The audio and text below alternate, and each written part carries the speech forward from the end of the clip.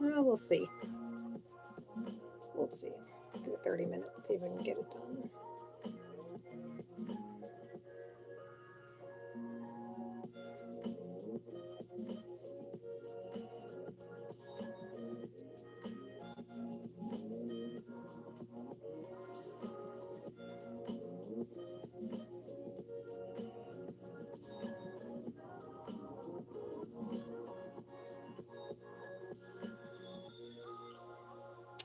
That's what I should do.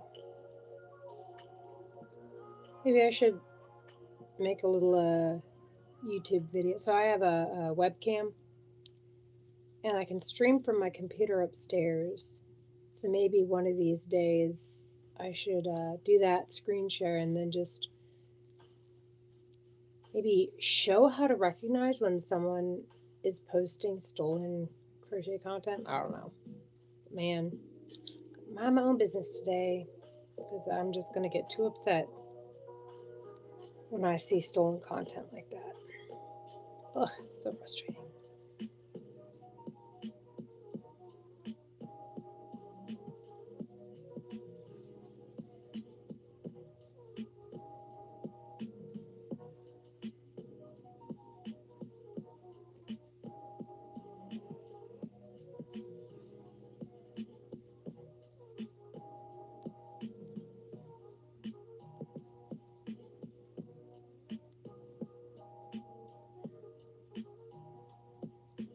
Oh, that was nice. So Cam gave me a thumbs up and left. I think once I get a couple rows, I'll know if this will work or not. So for my kids in the future, not that I'm gonna have kids in the future. What the? Oh, jeez. Oh, jeez. Oh, she's on top of my car. Sorry. So, what is she doing? Okay, so I saw some movement at the corner of my eye. I have the window open. Let me turn this around. You can see what's going on right now. So that's my car. I can zoom in. Oh, I just saw a rooster tried to fly up there to get her. Okay, so this is our guest guinea fowl. It's a lavender guinea fowl. And I saw her try and fly up into that tree. And all I saw was it was a big bird. I was like, what's going on? She's being chased by one of the roosters. So she ticked off one of the roosters. And she tried to fly all the way up there. Couldn't. So she ran around the side. He ran underneath my car. And then she flew up on top of it. So now she's just sitting on top of the roof of my car. And I'm going to have to chase her away. I think she must have been mean to one of his girls. So I'll get back to crocheting in a second, but I got to get her off my car. Go deal with this. Hey, Cupcake! Can you get off my car? Yeah. Hi, guys. Can you get off my car, honey? Get off my car. Why were you guys being bullies? Why were you being bullies?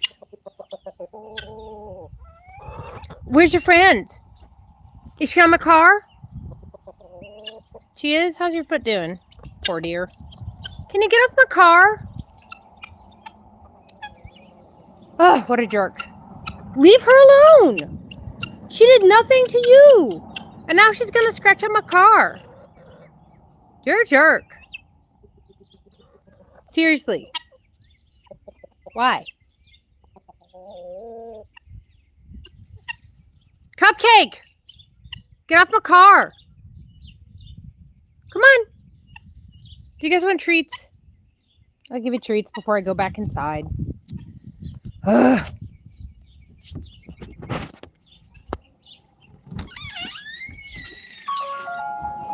That's where the chicken poop's been coming from. Or no, I guess it's not chicken poop, it's guinea fowl poop. There you go, guys.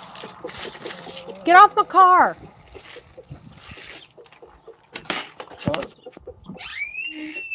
Anyway.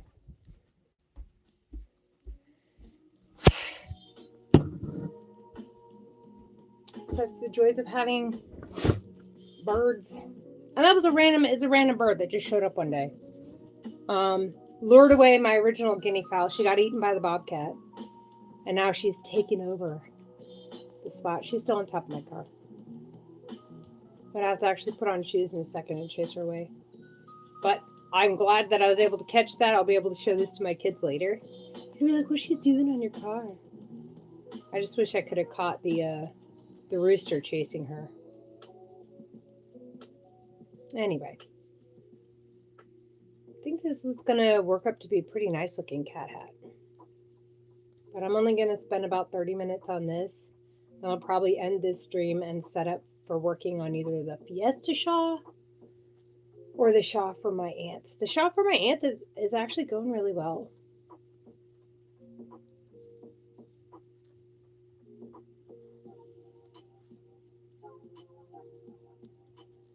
She's looking around. She's on top of my car, kind of doing this. She's such a goofy bird. Guinea fowls look so goofy, I gotta say. And I haven't seen my turkey in like 3 days because she's refusing to leave the coop. She's trying to incubate some eggs. So imagine it's a full-size turkey sitting in a nesting box that is meant for chickens. But she wants to be a mama. And I'm like, you know what? If she manages to hatch baby chicks and she lets them live because they're hers, I know she's going to be a great mom because she'll be so defensive of them and protective.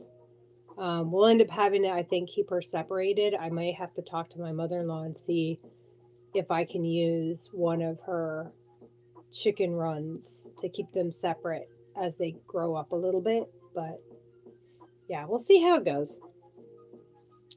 She's a little over, no, she's just about a year old now, I think. Maybe 2 years.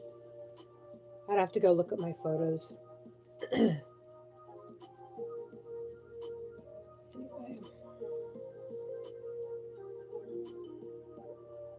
Little bit of excitement. She's still doing it. She don't know what she's doing.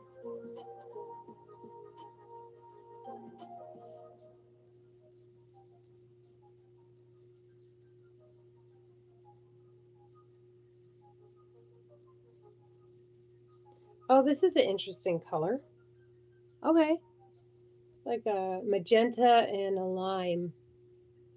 Oh, wow, yeah. Or fuchsia. Fuchsia? Fuchsia magenta. Something like that. It reminds me of that Fiesta shawl I'm doing. It's like there's like some, there's some, the pink in this kind of matches that. Freaking, she's still on the top of my car. Just gonna scratch it up. Maybe she'll get down. But I think she's scared of the rooster right now. I'm sure she ticked one of them off because she's messing with the hens.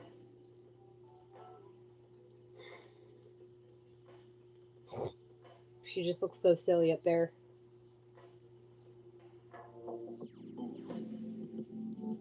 Add a Q&A sticker. The color of the number 7. That's stupid. The color of the number 7 is like, it's like green. It's like a gross green, like a yellowish green. I don't know why that suggested that to me. I don't even know what that would do.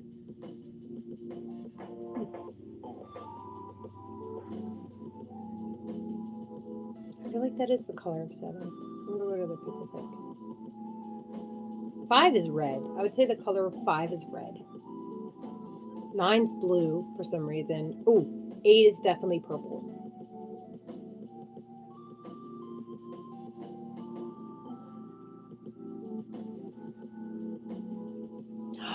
That jerk! She just pooped on top of my car. I literally just came back from washing my car too. She's lucky she's so cute. And then my daughter named her Cupcake. Because otherwise I'd figure out how one can eat guinea fowl. I'm kidding, I wouldn't. We got chickens for that. Nope, she's still on top of my car. Whatever. Alright, I'm going to see if this will fit me in a second. Not too bad for about a little over 11 minutes of work. I have done and redone a couple different ideas, and I decided I was just going to work in the round because I tried to do vertical, and I have such trouble keeping it straight and not like increasing too much or decreasing too much. And this is just the way that I decided to make them, so it's the way I will continue to.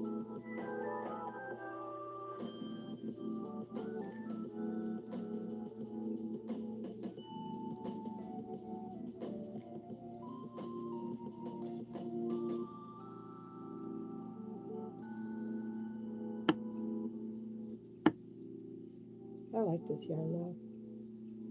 It's okay. It's kind of itchy actually. Like, I don't know, maybe itchy is not the right word for it. But it's 20% alpaca.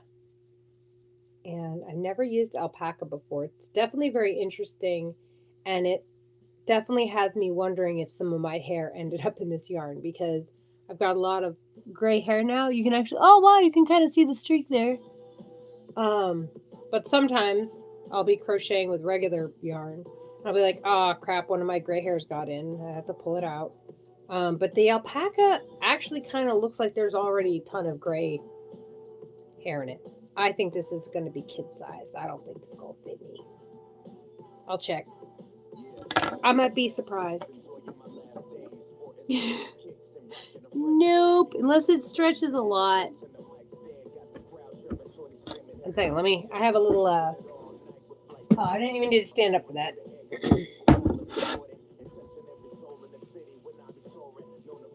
I don't know, maybe, it could work. It could work. I think I'd have to add just an increase on either side. I think it'll work. Alexa, next. Alexa, next.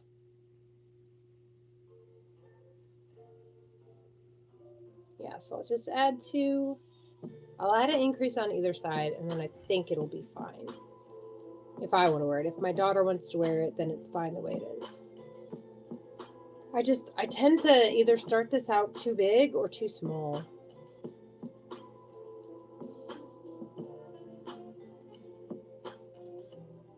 That guinea fowl's still on top of my car.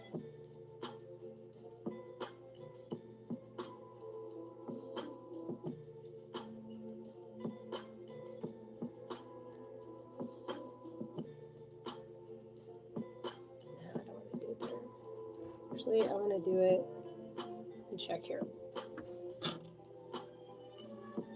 Right there. I'm just going to work one increase on either side. and then I think it'll be fine.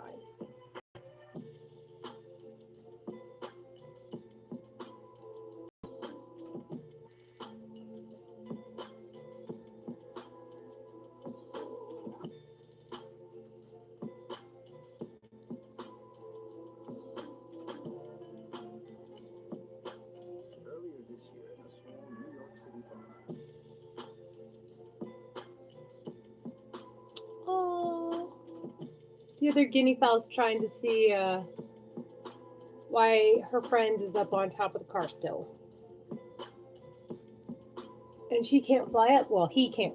That's a male guinea fowl. He can't fly up there because he's got a busted leg and it's made him a little off balance when it comes to flying. So he's just lonely. His guinea fowl buddy's just chilling on top of my car.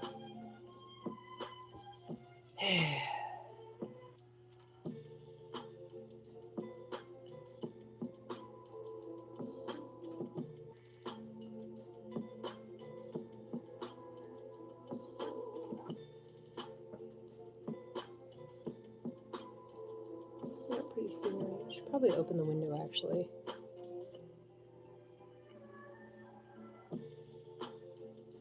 Oh, did I go all the way around? Shoot, I did. That's fine. That's fine. I'll just do an increase later on that side. Whee!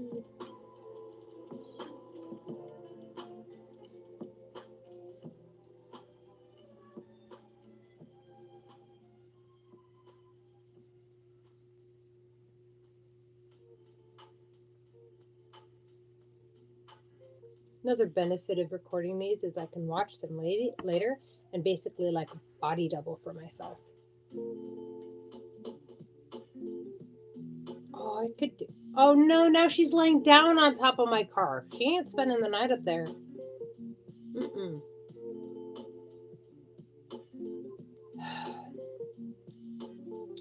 Birds, what you gonna do, right? Guess she'll do what she wants to do. As long as she doesn't lay an egg on top of my car, I'll be fine.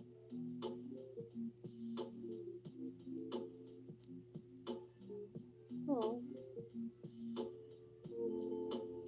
Got such the interesting thing going on my window on this side.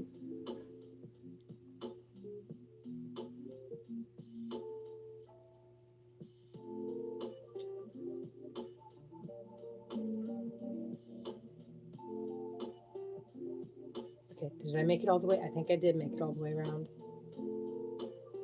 Now I gotta do an increase right there.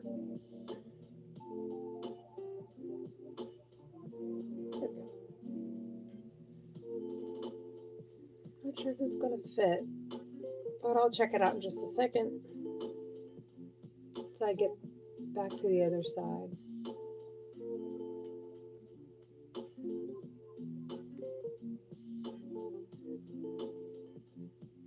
I should probably make some more turtles today too.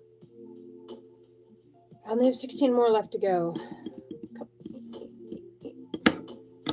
Why are you stuck?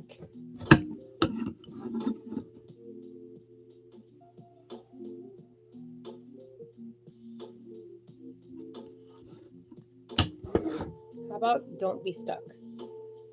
We could try that today, huh? There you go.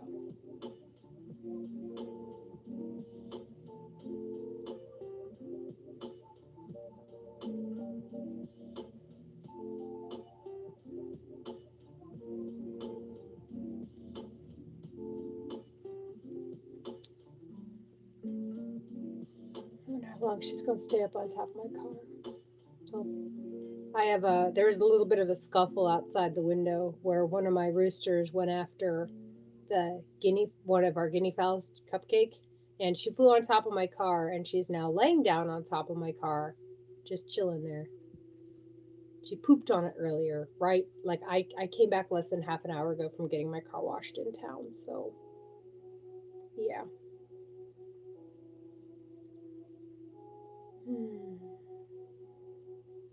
Birds.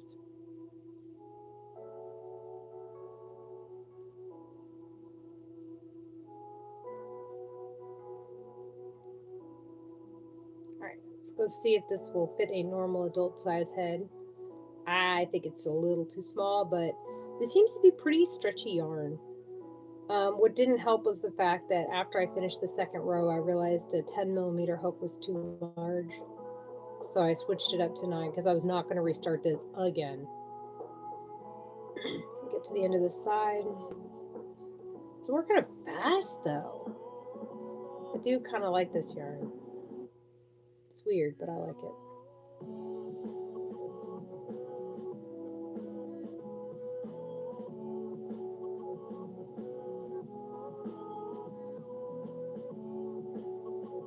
Okay.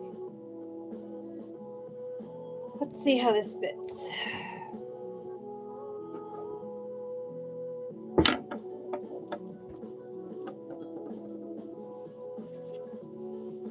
I think it's gonna be too small. I mean, obviously, it's not long enough, but I don't know, maybe. It is very stretchy.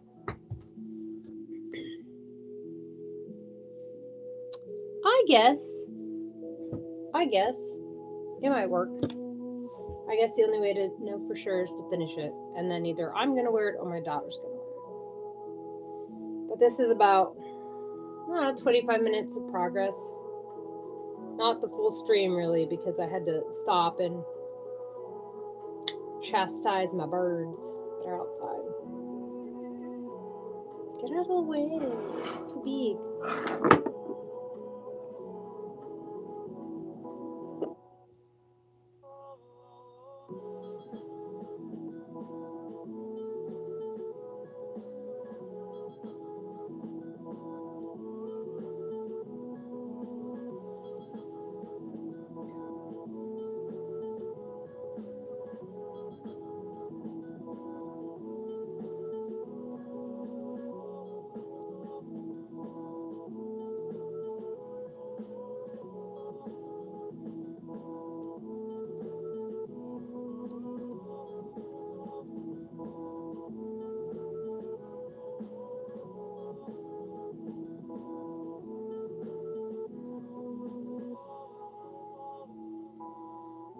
Ooh, it's gotten hot in this room. Maybe it's because I'm wearing a sweater. It's like, I don't know, 80 degrees out in Texas. Although, oddly enough, outside is actually cooler than this room, I think. Sure, it has nothing to do with the insulating quality of yarn. But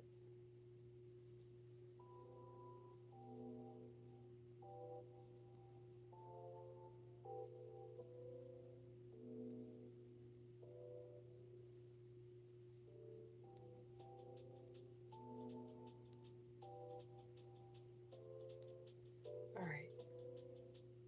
Yeah, I think I'll keep working on this for the next 7 minutes or so, and for a while. And then either work on the Fiesta shawl or the shawl for my aunt. I'm not sure which. I've been doing a lot of work on the shawl for my aunt. I need to make 6 more half motifs, and I've already done most of the main joins for that one, actually. I'm joining the main parts with beige, and then I'm doing the border and the tassel in beige. And then the main motifs and the half motifs are being done in ivory cotton. Let's see how that looks so far today. See if I can get it the right way around. Here we go. So of course it's missing, like this right here is a gap that's going to be filled by this half motif right there. But here's what we have so far. Can't really show it off too well, but 7 on the bottom, 5 here, 3 here, 1 here. So I'll probably share a short later today on what it kind of looks like right now, but I need more room to show that one off. And then of course I have the Fiesta shawl that is in a container that my phone is propped up against. But I'll be happy when I'm done with that one. That one is just going to be so gorgeous.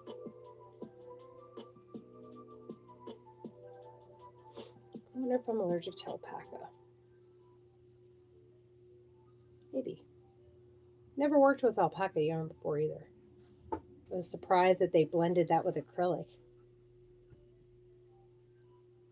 And I feel like it's really weird to blend things with acrylic. I know it's like to pad it a little bit, but it just seems odd.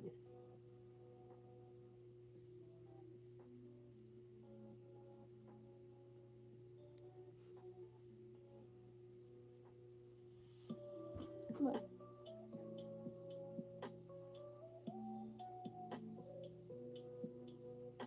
This did turn out to be really pretty yarn.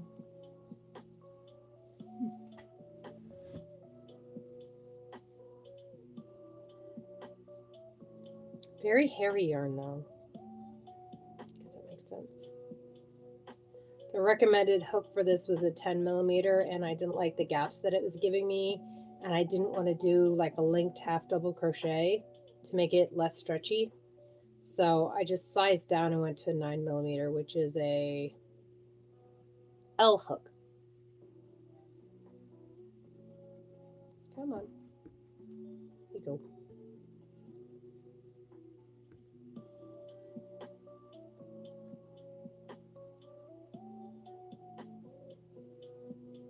Go.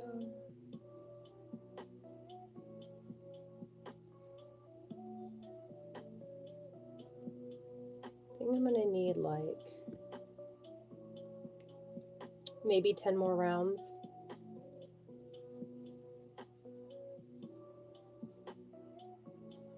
But I'm just gonna keep this going for about 2 more minutes, then wrap it up for a bit and switch to another project later tonight. I'm trying to stay off Facebook right now because those I keep getting recommended groups that just are chock full of either AI posts or stolen content. Or even worse, stolen content with stories that make someone who calls out the stolen content look like a jerk because you're calling out someone who says they have such and such or says that such and such happened, and that's terrible of you to do it because how could you? It's like, well, why are they stealing someone else's work?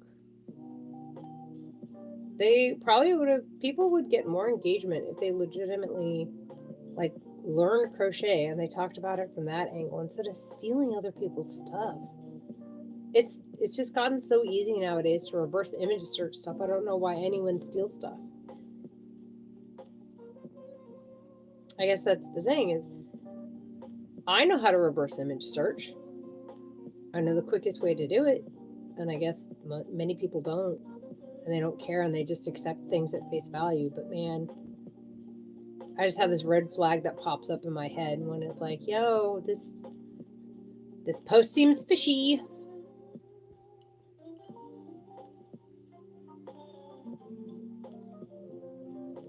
It's just so frustrating. Because then I don't even want to share pictures of my work. Because I know, if I share pictures of my work, I want people to get inspired by it. I want them to show me similar things. I want to get inspired by what they've done. Um, but I just worry about people stealing it and posting it somewhere else, claiming it's their own. That's one of the reasons why I don't want to write any patterns. Like, I can't tell you how many people I've had request me the pattern for the shawl that I've been making, um, and the one that I actually already made. But I don't want to spend the time to write out the pattern. Hell, I'd give the pattern away to people for free. But people would still find it. They would turn it into their own pattern and then either sell it on Etsy, sell it on Ravelry, sell it on some of those other shady sites that don't abide by DCMA rules. Um, and then, boom, now they're profiting off of something I wanted to give people for free. It's one of the reasons why I started those videos where I walk people through the different like rows as best I can. Not for beginners. You'd have to be like intermediate crocheter, but yeah, if I wrote the pattern, people would just steal it, even if I gave it away for free, which is really really sad.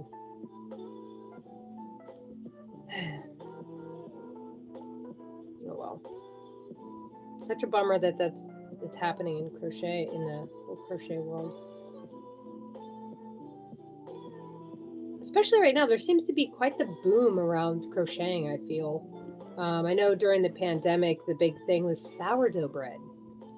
Um, I can't make sourdough bread because it's the sourdough starter that kind of icks me out. Like you have it sitting on your counter for a long while. No, but like regular bread, making regular bread. But yeah, lately it seems like there's been just this abundance in crochet, um, which is great. You know, I started crocheting 13 years ago, roundabout now. Yeah, 13 years. So back then it was still the old grandmother skill. And even then, I feel like knitting was more popular even back then. But now crochet is just popping up all over the place, which I'm quite happy for. It's brought a lot of ingenuity to the art. I've seen so many really cool things. Even today, someone had taken one of those little metal snap hair things. Like you put it in there, you press it, it snaps in place. And they crocheted around it. They like secured the end so it wouldn't actually open up when you click, like you went to snap it. And then they crocheted, like, I think it was a crocodile, the one I saw. Crocodile or alligator, right? Some type of lizard. Um, and they made it, they put the little hairpiece in, they finished it up, and then they basically made a little audible clicky fidget thing. That's a cute little crochet guy. So I was thinking about making some of those, putting them on keychains. Oh, that's a great idea. I've got some smaller yarn. I could make little clicky fidget things and give them to my kids' school um, when I go there to I'm volunteering to teach a crochet class.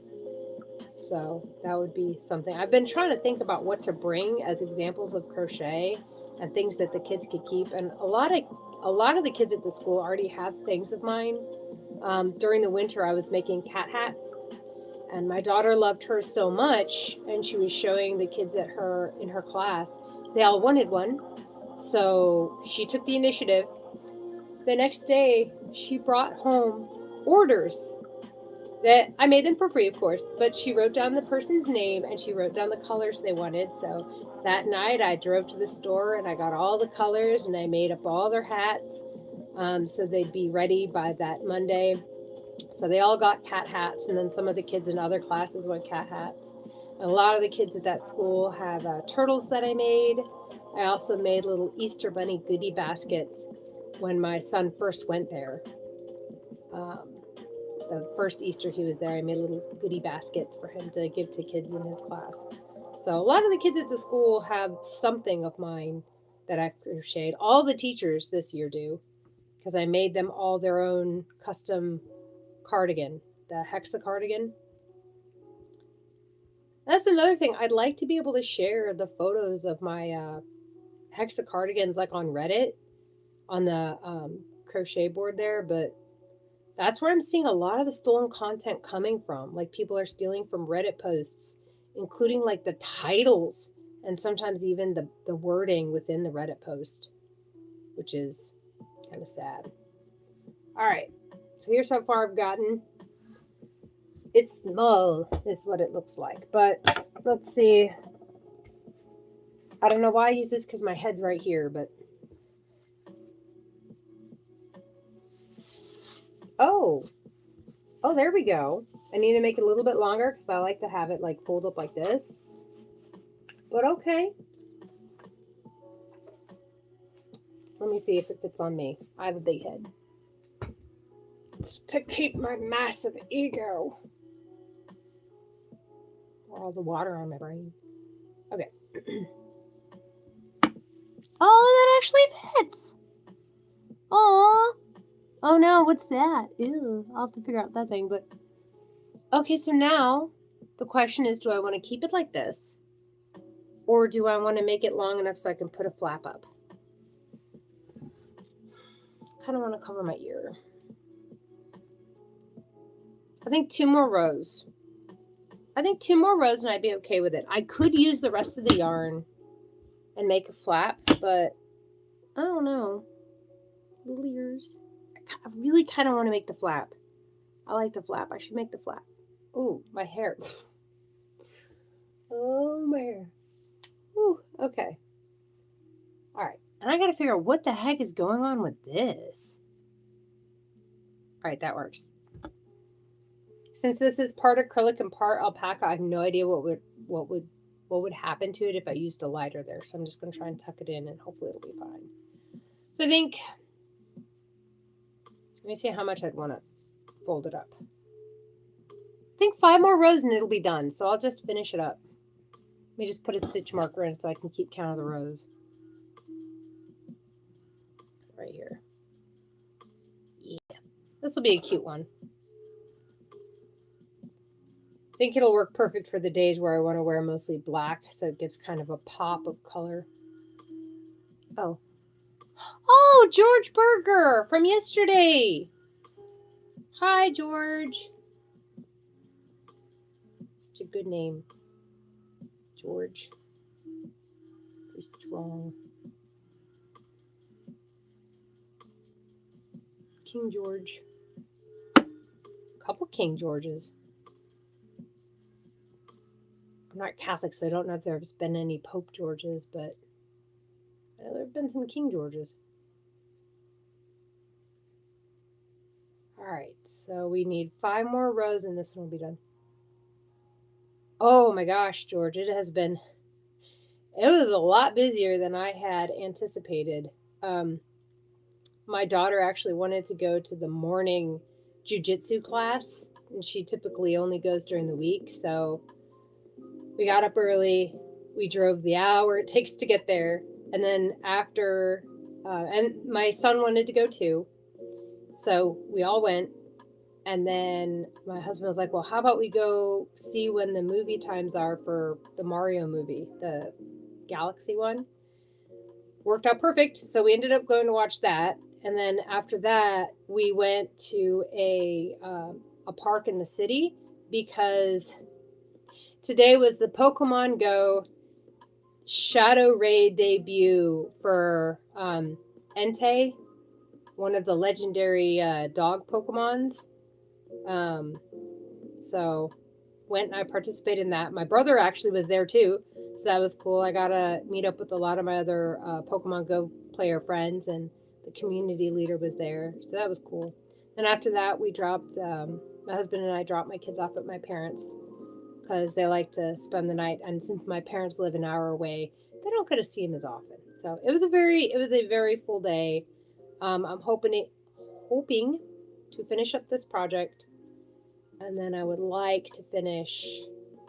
I'm kind of on the fence between working on the shawl for my aunt or working on the Fiesta themed shawl. So the shawl for my aunt was from last night. But yeah, it's been a busy day. How was you? If you're still there, how was your day, George? And if you're not, it's okay. Oh, yay!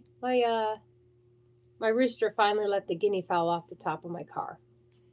So, but what's weird is it looks almost like she's stalking him. She's pretending to peck the grass behind him, and she's slowly getting closer to him. So I wonder if she was antagonizing him. Oh, he spotted her. She's turned around. She's hiding behind her friend. Birds. Okay, so I finished. This is round number 2. I've got, I think, 3 rounds left, and I think this hat will be done then. Oh, what type of dog do you have?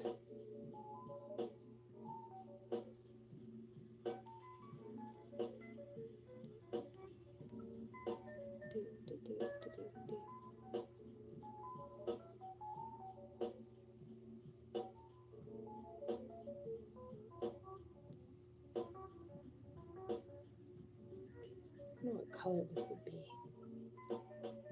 Poolside, I call it. Oh, a dachshund! Oh. I actually just finished making a custom dachshund for the daughter of one of the teachers at my kid's school. A couple weeks back, she showed me a picture of a dachshund and asked if I could make it, and I was like, "Yeah." So I dropped it off Friday, and I was worried about it because it didn't look, in my mind, it didn't look so good. I didn't have a pattern to follow, so I was trying to get it as close as possible in my head. And you tend to be your own worst critic, right? But I gotta tell you, her eyes just lit up when she saw it, and that made me feel so much better because I was like, "Oh, this thing, no one's gonna like it." But she, oh my gosh, she loved it. So that was really nice. Her mom insisted on paying me, so I told her $10. It did take a little bit of trial and error to find the right yarn for it, that's for sure. But finally made it. But dachshund, oh, dachshunds are cute. I actually remember the first time that I ever saw a dachshund. It was also the first time I got a pet a dachshund. I was working back in my hometown at a thrift store. I think I was 17 at the time, and the general manager, she had to pick her dog up from the vet, and she did so on her break, and then she only had like an hour or two left, but she couldn't bring her dog home, so she just brought her to the store, and we all got to pet her dog during closing time, which was nice. A very pretty dachshund. It was like a long-haired one.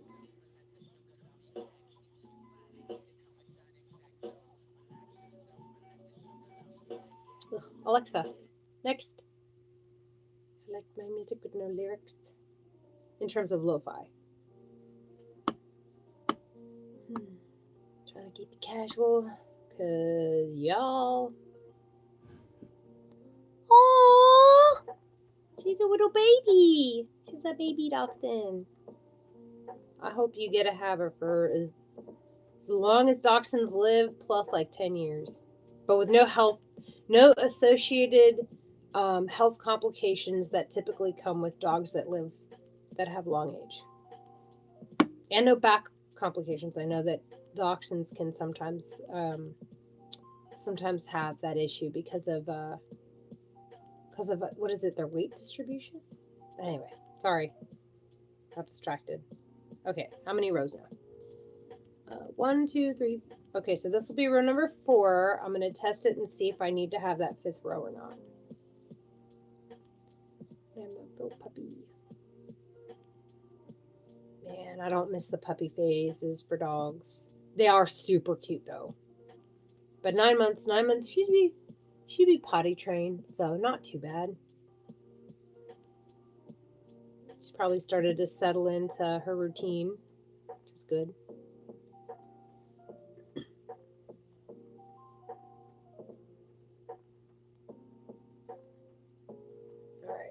So that was 4. Doesn't look much like a hat, but let's see what we got. Flip it up. Okay. Well, okay. There's that little thing again. I think one more row. One more row and it'll be done. And I think I have just enough to finish it with. So no yarn chicken to... Oh. I don't know if I want to make this hat if it does my hair do that. It makes my hair do that every time. But, okay. One more row. And I'll fasten off. And I'll model it on my disembodied head.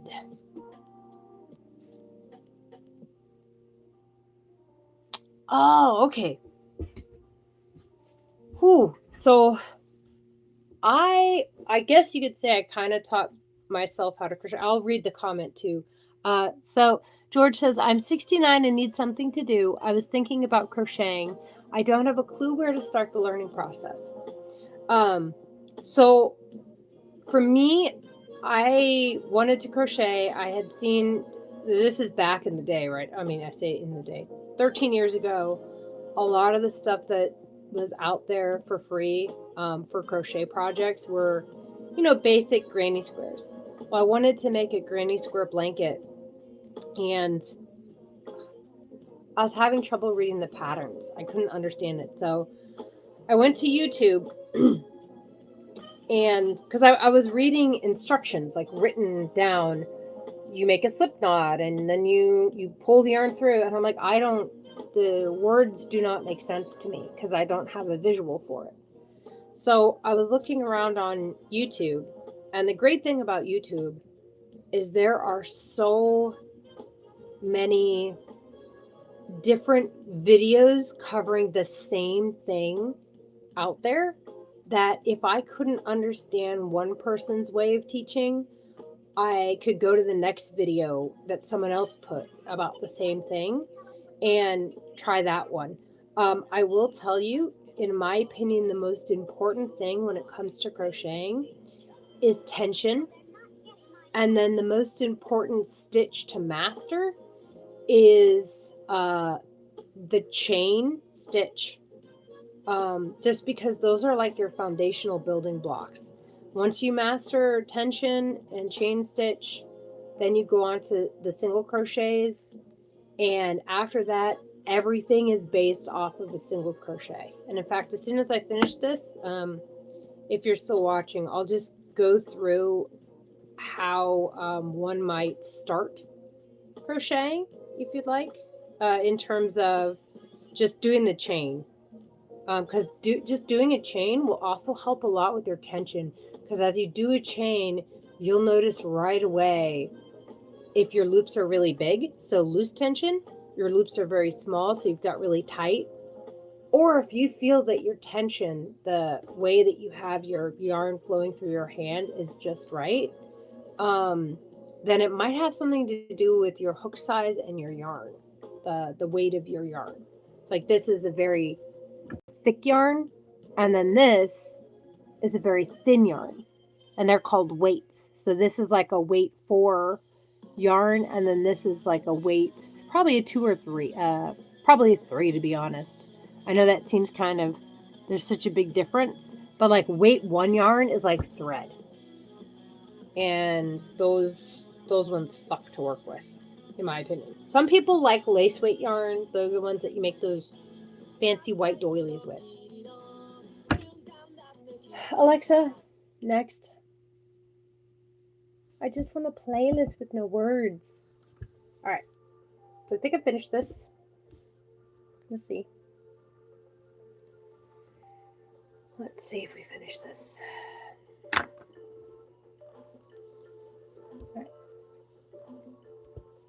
Okay. Okay, I need to figure out what's going on with that. I'll probably try and weave it in. But this looks good. That's good to know. Oh, well, I'm glad. But yeah, that would definitely be the best place to start. If you happen to watch this over, that's where I'm going to be starting with the kids that I'm going to be teaching crochet. I'm going to be starting with the slip stitch, or sorry, the slip knot, and the chain and tension.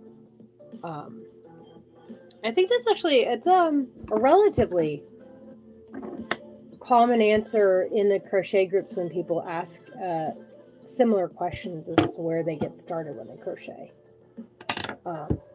Everyone who has been crocheting for a while tends to say the same thing. I didn't need this hook, or this one. I need my thick one. I think I left my thick one upstairs. Well, I don't think it's gonna work, but we will see. Oop, got it. Okay.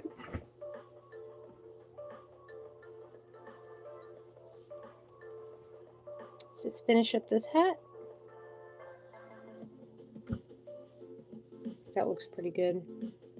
It's like a fake stitch right there. You can't really even tell where I wove it in at, but this is my fake stitch. Now to just weave this in a couple ways to Sunday. My first partially alpaca hat. God, it's not open. A little too tight there. Okay.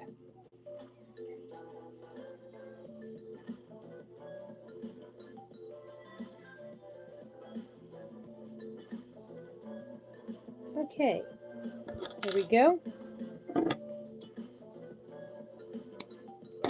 Let's see if this looks better inside out. It probably will because of that weird thing at the top. The weird string there too. All right. Yeah, I don't quite like it this way because there's another little thing on that side. So that's fine. I'll see if I can get that weird tuft thing down. And in terms of the tuft thing I'm talking about, it's this weird little bump. I don't want to snip it because I'm worried. I'm going to snip it and we'll see what happens. I think it was just a weird like buildup of alpaca.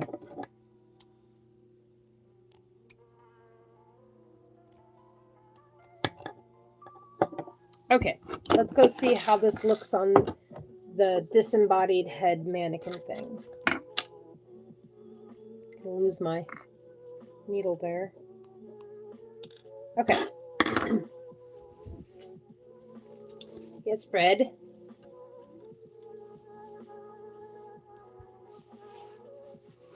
Fred shall be my model today.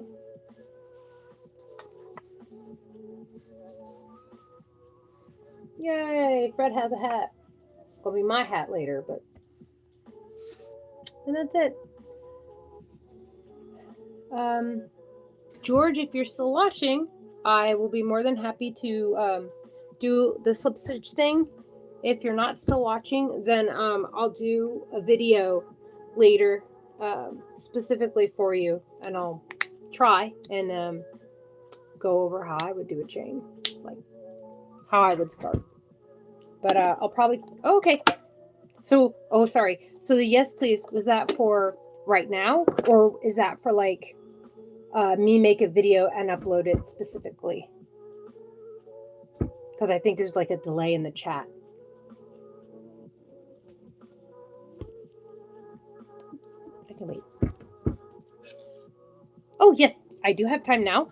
And what I'll do is I'll change the view because I have I have this thing that holds up my phone, so it'll change the view so you can see my hands and it won't be as weird, right? So let me just get this set up. Should only take like less than a minute.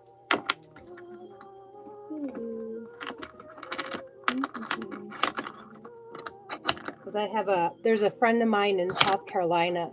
She's been wanting to learn how to crochet, and she's been struggling with magic circles, which is a type of thing you do a lot in making plushies like this. There we go. Okay. And so I made some videos for her. Let me just get this set up super fast. Plug in. I don't think we'll need an extra light, but just in case. Put this in. And then let me find a good hook for this and some good yarn. I use a 6. Which yarn?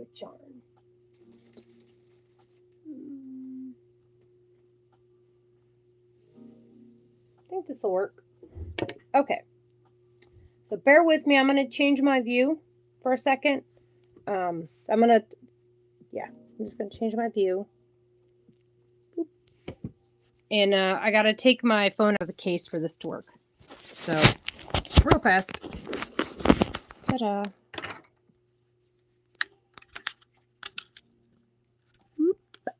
There we go. Okay. Let me bring this. Okay, I do need a little bit of light.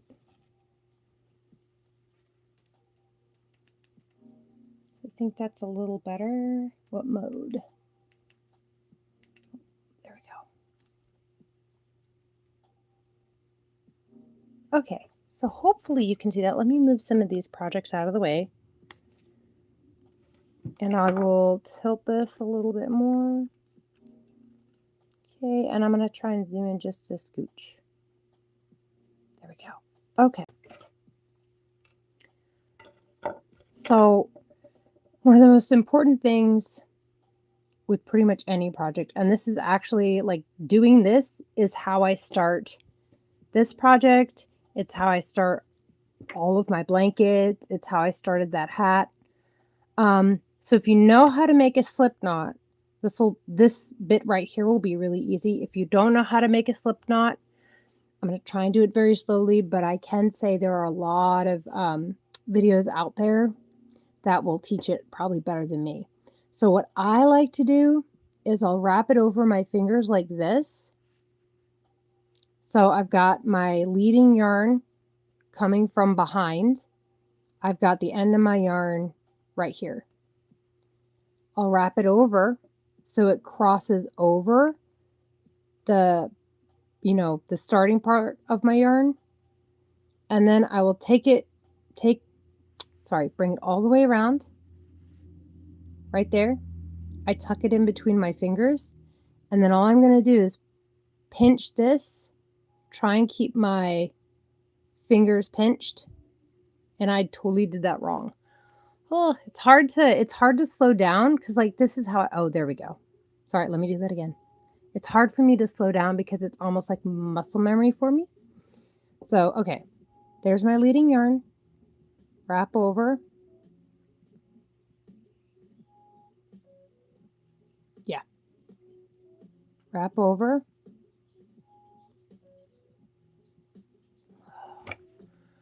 Oh boy, like I said, it's hard because it's slow. So let's try this again like that. Okay, there we go. So over the fingers, cross, back under, I pinch, and then I grab this loop. So the leading yarn loop. There's going to be a better way, I'm sure, for me to do this. But that was one way, right? Let me try and do it without doing that. Like tying a shoelace, okay? So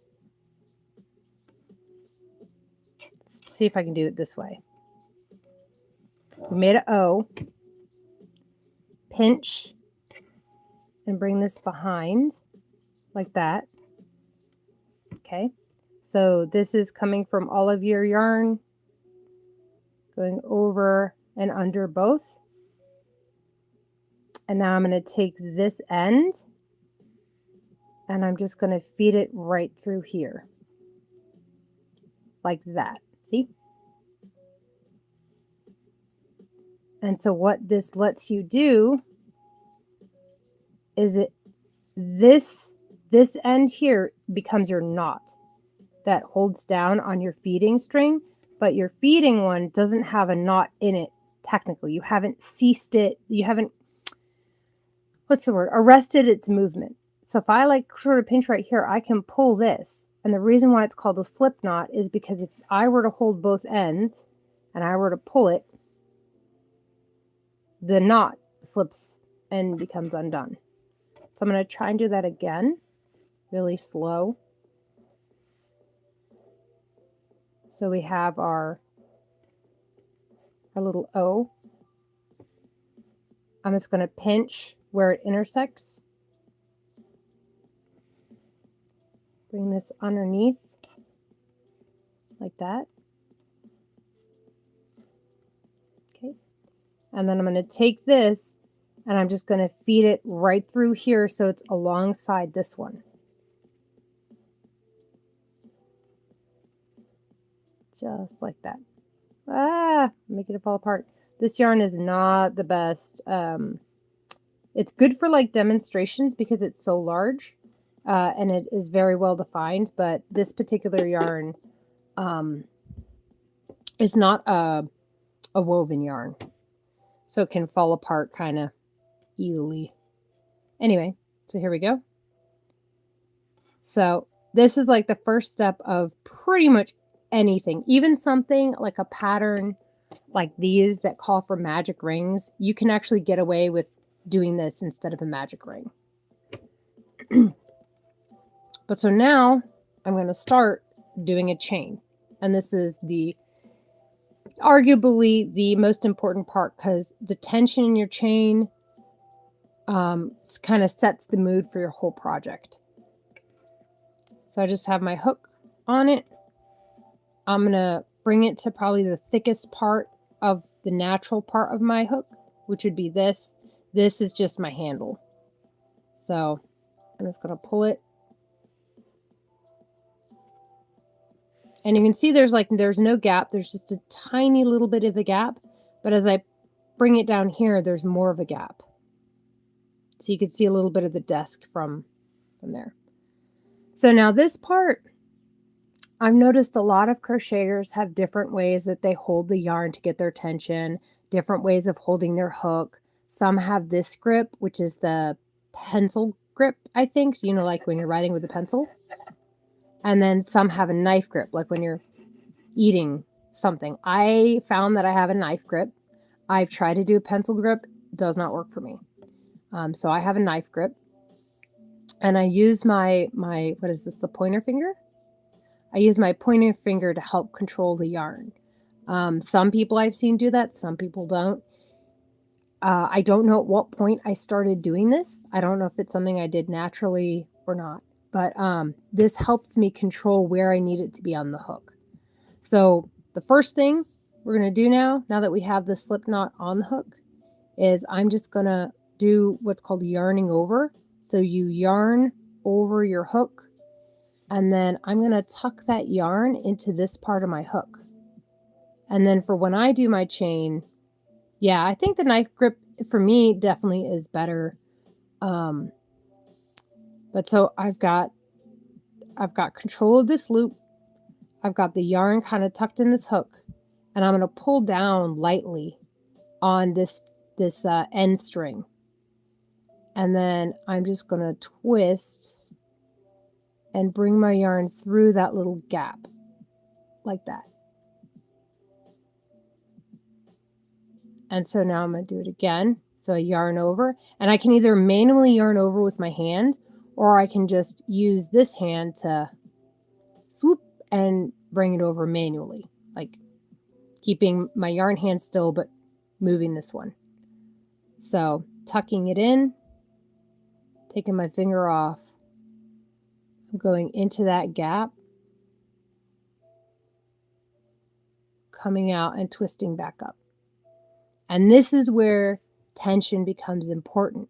If I hold this too tight and I yank down on this, and I got like a death grip on this, and I just go like that,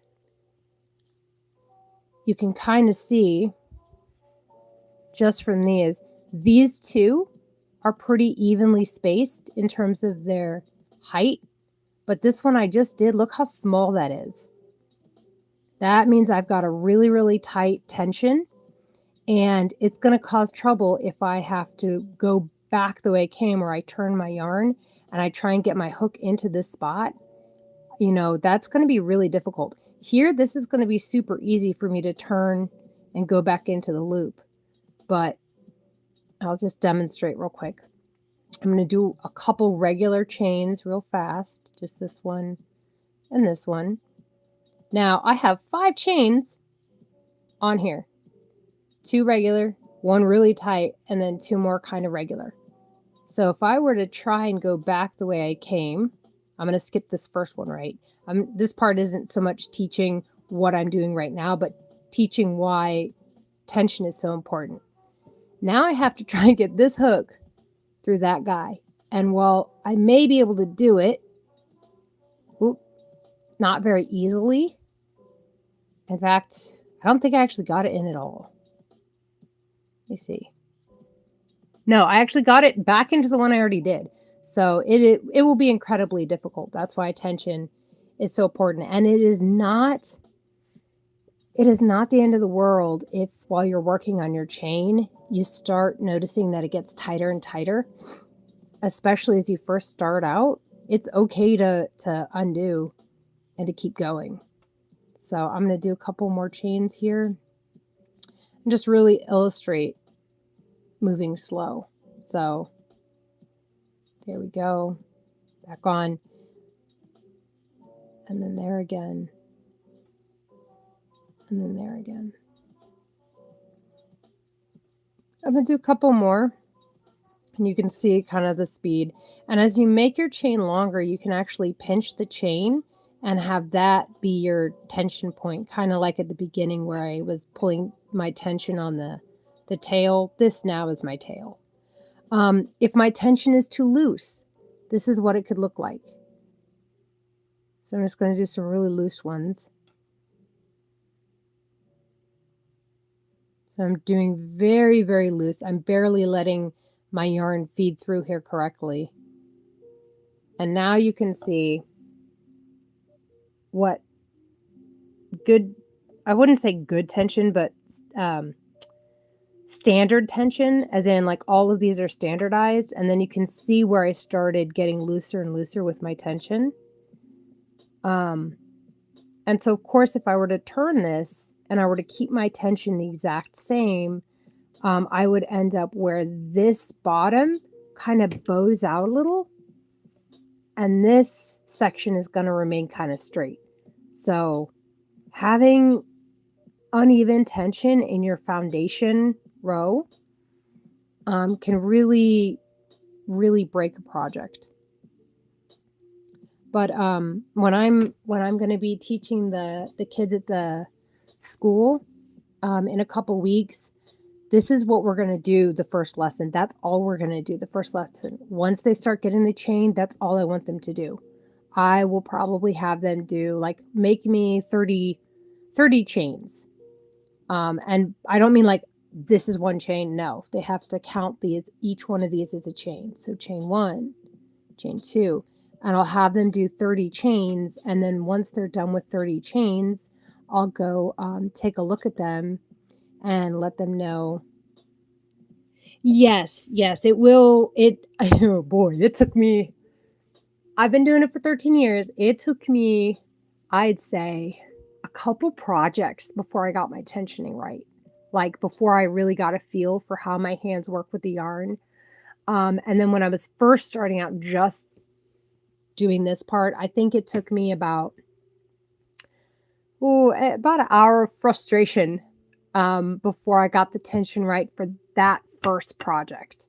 And you'll find that with different yarns, you will need to have different tensions and different hooks. And that's another thing that's important too. Your hook size along with the weight. Let me show you something real quick because I got plenty of these. Every ball of yarn that you have, when you buy it from somewhere, you should have something on it that labels it. It will tell you what it is. It's going to tell you how many yards you have. It'll also tell you color, and this lot is very important.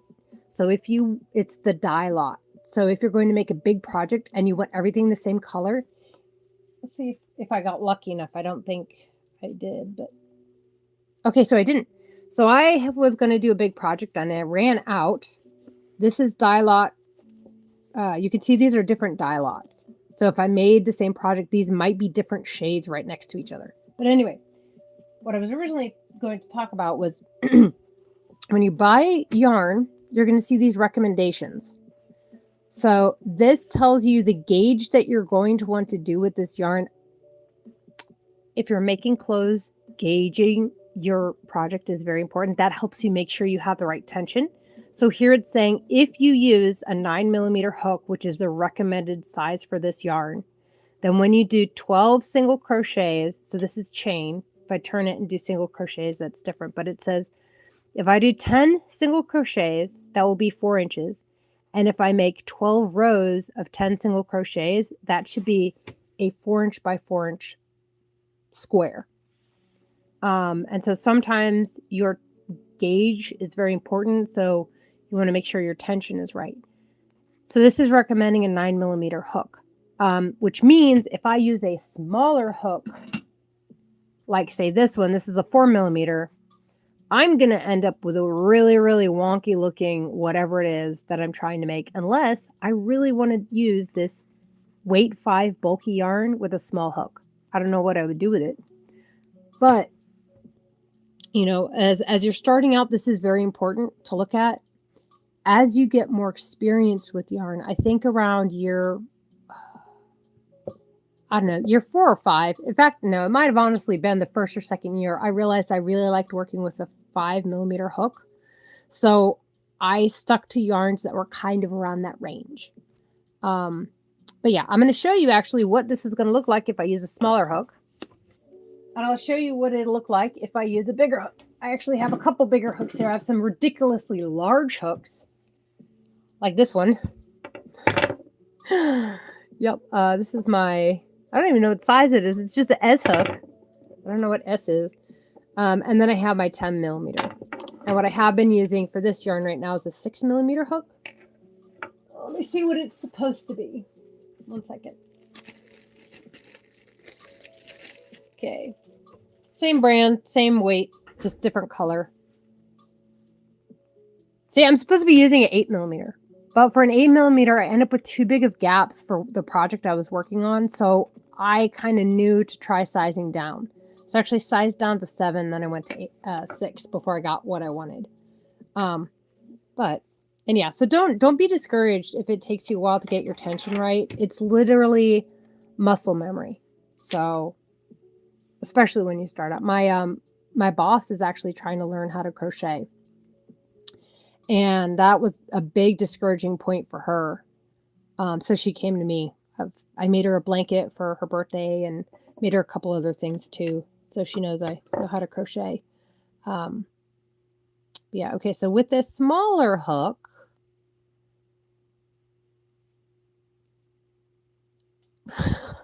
I can't even do that easily. You can see that the yarn is almost, it's having difficulty staying underneath the tip of the hook, which means it's going to be really difficult or start getting really difficult to actually catch your yarn and tuck it in to do your chain. It actually worked out pretty uniformly, and I should, well, so let's do a couple more and see what this, see what this does. And then I ended up slipping because I'm not used to using this small of a hook with this big of yarn. Okay, so with this smaller hook, it's actually starting to curl on itself. Oh, that's a great idea. So for anyone watching this and not seeing the comment, George says, I live in I'm going to mispronounce it, I'm sorry, Neosho, Missouri, and there are several less fortunate kids in the school system. I was thinking about making them caps for them to wear next winter. That is fantastic, a fantastic idea. And yeah, that these caps, depending on which type you're going to go for, tend to work up quick. A fun one to make, though, of course, some kids might not want to wear it because maybe it looks too girly. But a fun and easy one to make are like the cat hat style one that I just did, because there's nothing real special about it. I'm using the same stitch all the way around. It's just measurements. But yeah, that would be a great project. My grandmother, she used to knit. I say used to because, she's passed on. But she would knit. There was this program called Hats for the Homeless in New York. She lived in Ohio, but she would make, anytime she had excess yarn, she would make a ton of hats and she would ship it out to them. Yeah. So you could see that with this smaller hook and this larger weighted yarn, it's starting to curl up on itself, which kind of gives the indication that my tension is too tight. Because I'm able to actually form it pretty well. So, and now to take a look at what it looks like with a large hook. That is going to have kind of the opposite effect. Where it was having difficulty keeping the loop on here. It's going to be difficult for me to get the starting loop off of it easily without really adjusting my tension. I'm going to have a very, very loose tension here. So let's go see. And I'll show you the kind of yarn that you would use on this type of hook. All right. So let's see if I can get this.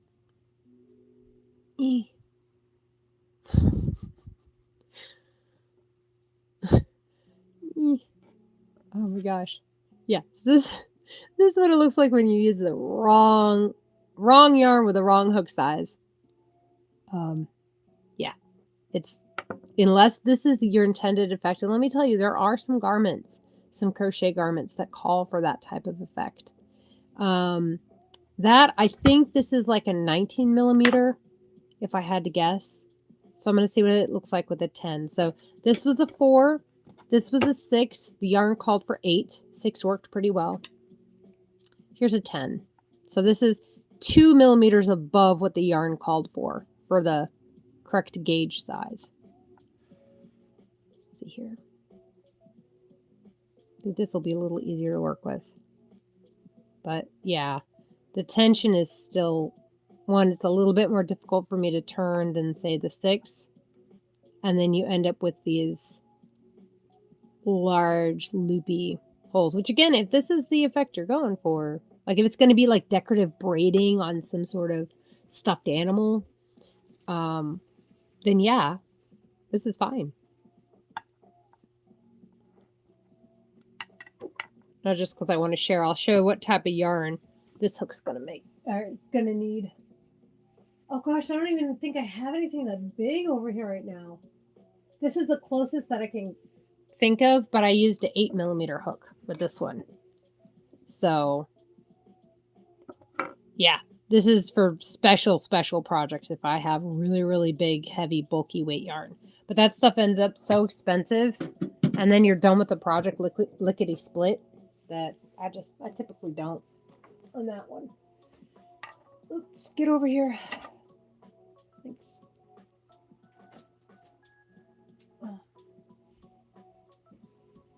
But so if, and this is up to you, of course, if you end up getting into crochet, and you start, you're able to at least get the chain going, let me know. I have a ton of extra yarn.